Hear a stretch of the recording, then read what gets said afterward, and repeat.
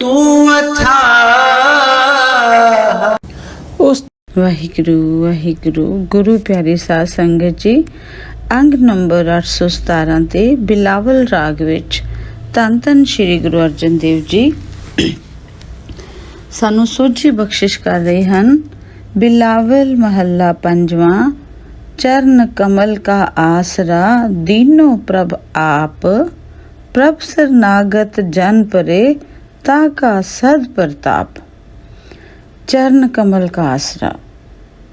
ਹੇ ਭਾਈ, ਜਿਨ੍ਹਾਂ ਸੇਵਕਾਂ ਨੂੰ ਸਾਧ ਸੰਗਤ ਵਿੱਚ ਪ੍ਰਭੂ ਦੇ ਚਰਨਾਂ ਦਾ ਆਸਰਾ ਲੈਣਾ ਆ ਗਿਆ, ਆਪਣੇ ਸੋਹਣੇ ਚਰਨ ਜੋ ਪ੍ਰਭੂ ਦੇ ਹਨ, ਉਹਨਾਂ ਦੇ ਸ਼ਰਨ ਵਿੱਚ ਅਸੀਂ ਜਾਂਦੇ ਹਾਂ ਚੱਲ ਕੇ। ਪਰ ਅਸੀਂ ਕੇਵਲ ਮੱਥਾ ਟੇਕ ਕੇ ਆ ਜਾਂਦੇ ਹਾਂ। ਮੱਥਾ ਟੇਕਣਾ ਮਤਲਬ ਮੱਤ ਸਮਰਪਿਤ ਕਰਨੀ। ਮੱਤ ਸਮਰਪਿਤ ਕਰਨ ਨਹੀਂ ਜਾਂਦੇ। ਮੱਤ ਅਸੀਂ ਆਪਦੀ ਹੀ ਵਰਤਦੇ ਹਾਂ ਤੇ ਕਰਮਕਾਂਡ ਕਰਦੇ ਰਹਿੰਦੇ ਹਾਂ। ਗੁਰੂ ਸਾਹਿਬ ਕਹਿੰਦੇ ਕਿ ਜੇਕਰ ਤੁਸੀਂ ਮੱਤ ਸਮਰਪਿਤ ਕਰਕੇ ਉਸ ਦੇ ਚਰਨਾਂ ਵਿੱਚ ਆਪਦੀ ਮੱਤ ਰੱਖੋਗੇ ਤਾਂ ਉਸਨੇ ਤੁਹਾਨੂੰ ਮਤ ਬੁੱਧ ਬਖਸ਼ਿਸ਼ ਕਰਨੀ ਹੈ ਔਰ ਆਪਦੀ ਝੋਲੀ ਵਿੱਚ ਬਿਠਾ ਕੇ ਤੁਹਾਡਾ ਮਾਰਗਦਰਸ਼ਨ ਕਰਨਾ ਹੈ। ਚਰਨਾਂ ਵਿੱਚ ਜੇ ਅਸੀਂ ਆਪਣਾ ਸੀਸ ਦਈਏ, ਗੁਰੂ ਦੇ ਸੀਸ ਮਤਲਬ ਆਪਦੀ ਮਤ ਦਈਏ। ਪ੍ਰਭ ਸਰਨਾਗਤ ਜਨ ਪਰੇ, ਤਾ ਕਾ ਸਦ ਪ੍ਰਤਾਪ। ਫਿਰ ਬਖਸ਼ਾਂ ਹੀ ਬਖਸ਼ਿਸ਼ਾਂ ਕਹਿੰਦੇ ਉਸ ਤੋਂ ਬਾਅਦ ਕਿ ਜਿਹੜੇ ਉਹਦੇ ਸੇਵਕ ਉਸਦਾ ਸਦਾ ਰਹਿਣ ਵਾਲਾ ਪ੍ਰਤਾਪ ਵੇਖ ਕੇ ਉਹਦੀ ਸ਼ਰਨ ਪਏ ਰਹਿੰਦੇ ਹੈ ਤਾਂ ਰਾਖਨਹਾਰ ਅਪਾਰ ਪ੍ਰਭ ਤਾ ਕੀ ਨਿਰਮਲ ਸੇਵ। ਰਾਖਨਹਾਰ ਕੌਣ ਹੈ? ਕੇਵਲ ਤੇ ਕੇਵਲ ਉਹ ਪਰਮਾਤਮਾ ਜੋ ਸਰਬ ਕਲਾ ਸਮਰੱਥ ਹੈ। ਉਹੀ ਰੱਖ ਸਕਦਾ ਸਾਨੂੰ। ਹੋਰ ਦੁਨੀਆ ਦੀ ਕੋਈ ਤਾਕਤ ਨਹੀਂ ਹੈ ਜੋ ਸਾਨੂੰ ਰੱਖ ਸਕੇ। ਉਹਦੇ ਹੁਕਮ 'ਚ ਹੀ ਆਏ ਹਾਂ, ਉਹਦੇ ਹੁਕਮ 'ਚ ਹੀ ਜਾਣਾ ਹੈ। ਕਹਿੰਦੇ ਰਾਖਨਹਾਰ ਅਪਾਰ ਪ੍ਰਭ ਤਾ ਕੀ ਨਿਰਮਲ ਸੇਵ। ਹੇ ਭਾਈ, ਪ੍ਰਭੂ ਬੇਅੰਤ ਤੇ ਰੱਖਿਆ ਕਰਨ ਦੇ ਸਮਰੱਥ ਹੈ। ਸਾਧ ਸੰਗਤ ਵਿੱਚ ਟਿਕ ਕੇ ਕੀਤੀ ਹੋਈ ਉਹਦੀ ਸੇਵਾ ਭਗਤੀ ਜੀਵਨ ਨੂੰ ਪਵਿੱਤਰ ਬਣਾ ਦਿੰਦੀ ਹੈ। ਪ੍ਰਭ ਤਾ ਕੀ ਨਿਰਮਲ ਸੇਵ। ਕਹਿੰਦੇ ਨਿਰਮਲ ਹੋ ਜਾਂਦੀ ਹੈ, ਪਵਿੱਤਰ ਹੋ ਜਾਂਦੀ ਹੈ ਉਹਦੀ ਸੇਵਾ। ਜੇਕਰ ਸਾਧ ਸੰਗਤ ਵਿੱਚ ਬੈਠ ਕੇ ਉਹਦੀ ਸੇਵਾ ਕਰੀਏ। ਤੇ ਸੇਵਾ ਕਰਨੀ ਕੀ ਹੈ? ਬਾਣੀ ਪੜ੍ਹਨੀ, ਸੁਣਨੀ, ਵਿਚਾਰਨੀ, ਉਹਦੇ ਤੇ ਚੱਲਣਾ, ਕਹਿਣਾ ਮੰਨਣਾ ਹੀ ਸੇਵਾ ਹੈ। ਇੱਕ ਸਟੂਡੈਂਟ ਆ ਨਾ, ਟੀਚਰ ਨੂੰ ਕਵੇ ਵੀ ਕੀ ਸੇਵਾ ਕਰ ਸਕਦਾ ਤੁਹਾਡੀ, ਤਾਂ ਟੀਚਰ ਦੀ ਸੇਵਾ ਕੀ ਹੋਗੀ ਕਿ ਉਹਦੇ ਪੜ੍ਹਾਏ ਲੈਸਨ ਗ੍ਰਹਿਣ ਕਰ ਲੇ, ਚੰਗੇ ਨੰਬਰ ਲੈ ਲਵੇ। ਉਹੀ ਉਹਦੀ ਸੇਵਾ ਹੈ।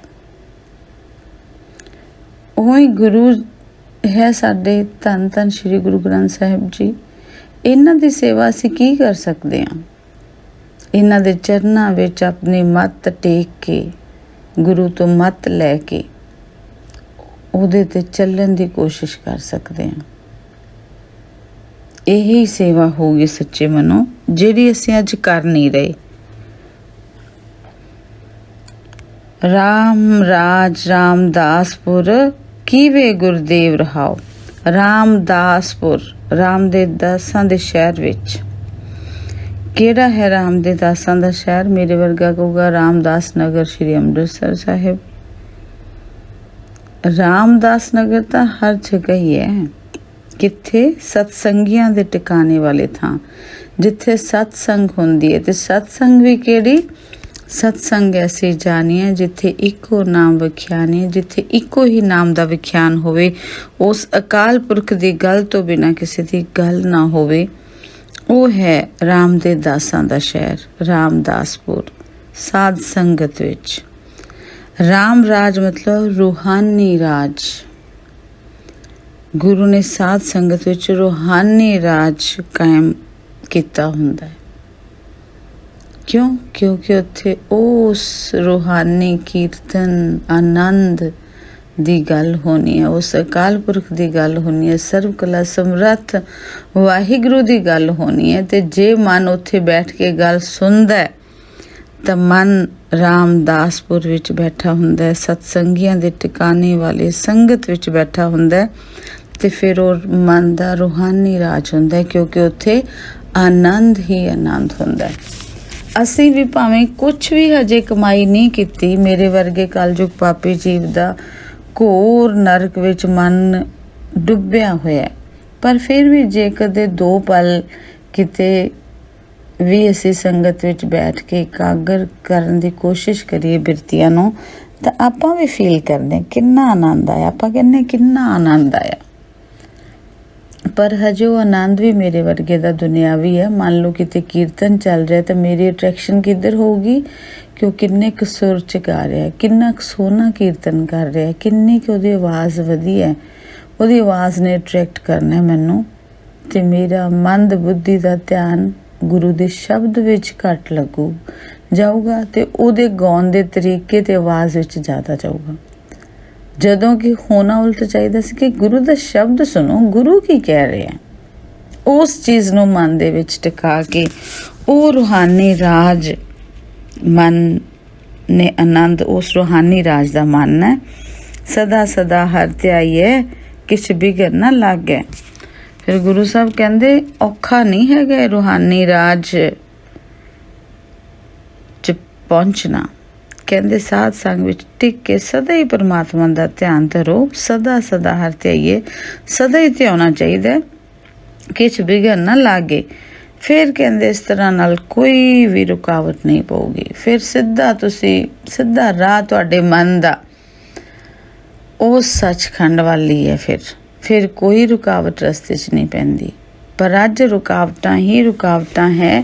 ਜਮਦੂਤਾਂ ਨੇ, ਕਾਮ, ਕ੍ਰੋਧ, ਲੋਭ, ਮੋਹ, ਹੰਕਾਰ ਨੇ ਸਾਡੇ ਤੇ ਹਾਵੀ ਹੋ ਕੇ ਸਾਨੂੰ ਘੇਰਿਆ ਹੋਇਆ, ਸੀ ਉਹਦੇ ਗੁਲਾਮ ਹਾਂ। ਰੂਹਾਨੀ ਰਾਜ ਤਾਂ ਸਾਨੂੰ ਨੇੜੇ ਤੇੜੇ ਵੀ ਕਿਤੇ ਨਜ਼ਰ ਨਹੀਂ ਆਉਂਦਾ, ਕਿਉਂਕਿ ਉਧਰ ਨੂੰ ਧਿਆਨ ਹੀ ਨਹੀਂ ਹੈ ਸਾਡਾ, ਬਿਰਤੀਆਂ ਹੀ ਨਹੀਂ ਅਸੀਂ ਲਗਾਉਂਦੇ। ਗੁਰੂ ਸਾਹਿਬ ਕਹਿੰਦੇ ਮੈਂ ਤੈਨੂੰ ਰੂਹਾਨੀ ਰਾਜ ਦੇਣਾ ਭਾਈ, ਟਿਕ ਇੱਧਰ, ਰੱਖ ਆਪਣੀ ਮੱਤ ਗੁਰੂ ਦੇ ਚਰਨਾਂ ਵਿੱਚ, ਬੈਠ ਟਿਕ ਕੇ ਸੰਗਤ ਵਿੱਚ, ਗੁਰੂ ਦੀ ਸੰਗਤ ਵਿੱਚ, ਸ਼ਬਦ ਗੁਰੂ ਦੀ ਸੰਗਤ ਵਿੱਚ। ਤੇ ਫਿਰ ਕਹਿੰਦੇ ਰਾਮਦਾਸ ਦੇ ਸ਼ਹਿਰ 'ਚ ਹੀ ਬੈਠਾ ਹੋਏਗਾ, ਰਾਮਦਾਸਪੁਰ ਵਿੱਚ ਬੈਠਾ ਹੋਊਗਾ ਫਿਰ ਤੇਰਾ ਮਨ। ਮੇਰੇ ਵਰਗਾ ਅੰਮ੍ਰਿਤਸਰ ਜਾ ਕੇ ਕੋਈ 10 ਮਿੰਟ ਉੱਥੇ ਸਮਾਧੀ ਲਾ ਕੇ ਸ਼ਬਦ ਸੁਣ ਕੇ ਸੋਚਦਾ ਮੈਂ ਤਾਂ ਰਾਮਦਾਸਪੁਰ ਜਾ ਆਇਆ। ਇਹ ਨਹੀਂ ਹੈ, ਰਾਮਦਾਸਪੁਰ ਤਾਂ ਅੰਦਰ ਹੀ ਹੈ, ਉੱਥੇ ਹੀ ਉਸ ਰਾਮਦਾਸਪੁਰ ਦੇ ਵਾਸੀ ਬਣਨਾ, ਟਿਕਣਾ, ਮਨ ਨੂੰ ਟਿਕਾਉਣਾ। ਨਾਨਕ ਨਾਮ ਸਲਾਹੀਐ ਪਏ ਦੁਸ਼ਮਣ ਭਾਗੇ। ਟਿਕਾਉਣ ਦਾ ਵੀ ਤਰੀਕਾ ਦੱਸਿਆ ਹੈ। ਕਹਿੰਦੇ ਇਹ ਹੁਣ ਕਿਉਂ ਨਹੀਂ ਟਿਕਦਾ, ਕਿਉਂਕਿ ਤੇਰੇ ਅੰਦਰ ਦੁਸ਼ਮਣ ਬੈਠੇ ਆ, ਦੇ ਕਾਮ, ਕ੍ਰੋਧ, ਲੋਭ, ਮੋਹ, ਹੰਕਾਰ ਬੈਠੇ ਆ, ਡਰ ਬੈਠਾ ਮੌਤ ਦਾ, ਤਾਂ ਨਹੀਂ ਕਹਿੰਦੇ ਪਹੁੰਚ ਰਿਹਾ। ਤੇ ਕਹਿੰਦੇ ਉਹਦੀ ਦਵਾਈ ਹੈਗੀ ਹੈ ਨਾਨਕ ਨਾਮ ਸਲਾਈ ਹੈ ਪਏ ਦੁਸ਼ਮਣ ਭਾਗੇ। ਸਲਾਹੋ ਉਸ ਸਮਰੱਥ ਪ੍ਰਭੂ ਨੂੰ, ਪਰਮਾਤਮਾ ਦੇ ਨਾਮ ਦੀ ਵਡਿਆਈ ਕਰੋ। ਵਾਹਿਗੁਰੂ ਸਾਹਿਬ ਕਹਿੰਦੇ ਧੰਨ ਧੰਨ ਸ਼੍ਰੀ ਗੁਰੂ ਅਰਜਨ ਦੇਵ ਜੀ ਸੋਝੀ ਬਖਸ਼ਿਸ਼ ਕਰਦੇ। ਬਹੁਤ ਸੋਹਣੇ ਸ਼ਬਦ ਸਾਨੂੰ ਰੋਜ਼ ਗੁਰੂ ਦੱਸਦੇ ਆ, ਬੜਾ ਪਿਆਰ ਆਉਂਦਾ ਜਦੋਂ ਪੜ੍ਹਦੇ ਆ, ਪਰ ਬਾਹਰ ਨਿਕਲੇ ਤੇ ਮਨ ਫੇਰ ਭੱਜ ਗਿਆ ਉਹੀ ਮਾਇਆ ਦੀ ਗੰਦਗੀ 'ਚ। ਰਾਮਦਾਸਪੁਰ ਦੀ ਸੋਝੀ ਦੇਈਏ ਮਨ ਨੂੰ, ਗੁਰੂ ਸੋਝੀ ਦੇ ਰਿਹਾ, ਆਪਾਂ ਉਹ ਸੋਝੀ ਲੈ ਕੇ ਚੱਲੀਏ ਉਸ ਰਸਤੇ ਤੇ। ਕਹਿੰਦੇ ਹੇ ਨਾਨਕ, ਪੰਜਵੇਂ ਨਾਨਕ ਕਹਿੰਦੇ ਪਰਮਾਤਮਾ ਦੇ ਨਾਮ ਦੀ ਵਡਿਆਈ ਕਰਨੀ ਚਾਹੀਦੀ ਹੈ। ਪਰਮਾਤਮਾ ਦੇ ਡਰ ਦੇ ਕਾਰਨ ਫਿਰ ਕਹਿੰਦੇ ਜਿਹੜੇ ਤੇਰੇ ਅੰਦਰ ਵਿਕਾਰ ਬੈਠੇ ਫਿਰ ਉਹ ਆਪੇ ਹੀ ਨਸ ਜਾਂਦੇ।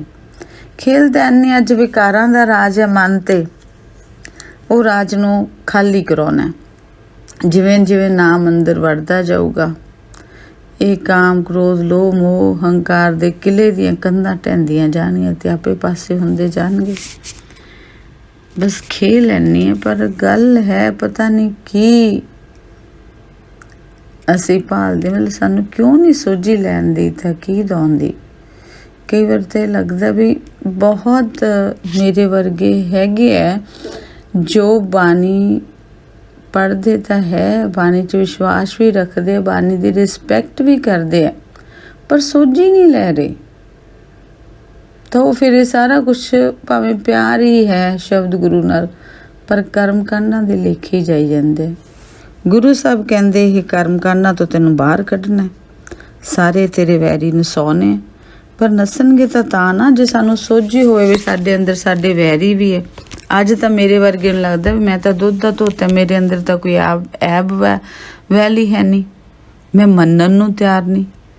ਜਦੋਂ ਕਿ ਦਲ ਵਿੱਚ ਇਹਨਾਂ ਜਮਦੂਤਾਂ ਦੀ ਕਾਮ, ਕ੍ਰੋਧ, ਲੋਭ, ਮੋਹ, ਹੰਕਾਰ ਦੇ ਦਲ ਵਿੱਚ ਮਨ ਫਸਿਆ ਹੋਇਆ। ਦੁਨਿਆਵੀ ਕੋਈ ਗੱਲ ਸੁਣਾਵੇ ਨਾ, ਬੜੇ ਚਸਕੇ ਲੈ ਮਨ ਸੁਣਦਾ, ਝੰਜੋੜ ਕੇ ਦੂਜੇ ਨੂੰ ਪੁੱਛੂਗਾ ਹੋਰ ਕੀ ਸੀ, ਫਿਰ ਹੋਰ ਕੀ ਸੀ। ਗੁਰੂ ਦੀ ਗੱਲ ਕਦੇ ਨਹੀਂ ਪੁੱਛੀ, ਫਿਰ ਹੋਰ ਕੀ ਕਹਿੰਦੇ ਸੀ ਗੁਰੂ ਸਾਹਿਬ, ਫਿਰ ਇਹ ਅਗਲੇ ਸ਼ਬਦ ਵਿੱਚ ਫਿਰ ਗੁਰੂ ਸਾਹਿਬ ਨੇ ਕੀ ਕਿਹਾ, ਇੱਧਰ ਕਦੇ ਨਹੀਂ ਧਿਆਨ ਗਿਆ। ਮੋੜੀਏ ਸੰਗਤ 'ਚ ਆਪਣੇ ਮਨਾਂ ਨੂੰ, ਬਿਠਾਈਏ ਰਾਮਦਾਸਪੁਰ ਵਿੱਚ ਮਨ ਨੂੰ, ਕਿਤੇ ਸੰਗਤ ਵਿੱਚ ਟਿਕੀਏ, ਅਰਦਾਸਾਂ ਬੇਨਤੀਆਂ ਉਸ ਅਕਾਲ ਪੁਰਖ ਨੂੰ ਕਰੀਏ ਰਲ ਮਿਲ ਕੇ ਕਿ ਹੇ ਵਾਹਿਗੁਰੂ, ਸਾਰੀ ਪੜਨ ਸੁਣਨ ਵਾਲੀ ਸੰਗਤ ਨੂੰ ਆਪ ਸੋਝੀ ਬਖਸ਼ਿਸ਼ ਕਰੋ ਕਿ ਅਸੀਂ ਕਰਮ ਕਾਂਡਾਂ ਤੋਂ ਬਾਹਰ ਨਿਕਲ ਕੇ ਆਪਦੀ ਮਤ ਤੁਹਾਡੇ ਚਰਨਾਂ 'ਚ ਰੱਖ ਕੇ ਤੁਹਾਡੇ ਉਪਦੇਸ਼ਾਂ ਨੂੰ ਕਮਾ ਕੇ ਰਾਮਦਾਸਪੁਰ ਦੇ ਵਾਸੀ ਬਣ ਸਕੀਏ, ਮਨ ਨੂੰ ਟਿਕਾਓ ਲਿਆ ਸਕੀਏ। ਕਿਰਪਾ ਕਰੋ, ਮਿਹਰ ਕਰੋ, ਬਖਸ਼ਿਸ਼ ਆਪ ਜੀ ਦੀ ਨਾਲ ਹੀ ਹੋਣਾ, ਸਾਡੀ ਤਾਂ ਕੋਈ ਪਾਇਆ ਨਹੀਂ ਹੈ ਕਿ ਅਸੀਂ ਇੱਕ ਕਦਮ ਵੀ ਪੁੱਟ ਸਕੀਏ। ਆਪ ਕਿਰਪਾ ਕਰੋ, ਮਿਹਰ ਕਰੋ ਵਾਹਿਗੁਰੂ ਸਾਹਿਬ ਜੀਓ। ਗੁਰੂ ਪਿਆਰੇ ਸਾਧ ਸੰਗਤ ਜੀ, ਸ਼ਬਦ ਵਿਚਾਰ ਕਰਦੇ ਨਿੱਕਾਂ ਗਲਤੀਆਂ ਹੋਈਆਂ ਹੋਣੀਆਂ, ਆਪ ਮਾਫ ਕਰ ਦੇਣਾ। हे ਕਾਲ ਪੁਰਖ ਵਾਹਿਗੁਰੂ ਸਾਹਿਬ ਜੀਓ, ਸੇਈ ਪਿਆਰੇ ਮੇਲ ਜਿੰਨਾ ਮਿਲਿਆ ਤੇਰਾ ਨਾਮ ਚਿਤਾਵੇ, ਨਾਨਕ ਨਾਮ ਚੜ੍ਹਦੀ ਕਲਾ ਤੇਰੇ ਪਾਨੇ ਸਰਬੱਤ ਦਾ ਭਲਾ। ਵਾਹਿਗੁਰੂ ਜੀ ਕਾ ਖਾਲਸਾ, ਵਾਹਿਗੁਰੂ ਜੀ ਕੀ ਫਤਿਹ। तेरी बातें अपर न तेरी बातें।